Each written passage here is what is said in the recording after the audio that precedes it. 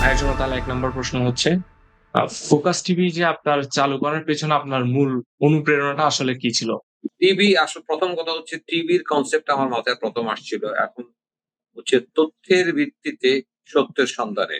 আমাদের এখন সোশ্যাল মিডিয়ার যুগে এত বেশি রং মেসেজ আসে যারা বিশেষ করে বন্ধু মহল, আত্মীয়স্বজন বা আমার সারাউন্ডিং এর মানুষগুলাকে আমি দেখি যখন তারা ভুল তথ্যের উপর বেস করে আসে, তখন তাদেরকে আমি নিজেই সঠিক তথ্য দিতে পারি না।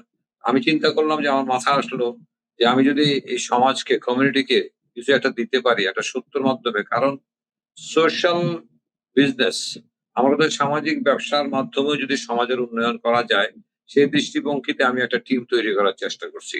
এবং সেভাবেই আমি মনে করছি যে আমি যদি তথ্যের মাধ্যমে সত্যের সন্ধানে মানে তথ্য পাবলিককে আমি তথ্য দিয়ে তাদেরকে যদি সঠিকভাবে আমি পরিচালিত করতে পারি এবং তাদেরকে কিছু গাইড করে আমার দীর্ঘ পদযাত্রা জীবনের যদি কিছুটা সামান্যতম যদি কারো উপকার লাগে, তখনই আমি মনে করব ব্যাপারটা আমার কাছে গ্রহণযোগ্য, আমার কাছে ভালো লাগবে। সেই দৃষ্টিভঙ্গি থেকে আমি এই টিভি চ্যানেলের দিকে গেছি আরকি। মিডিয়া কারণ মিডিয়া ছাড়া তো অ্যাকচুয়ালি প্রচার হয় না।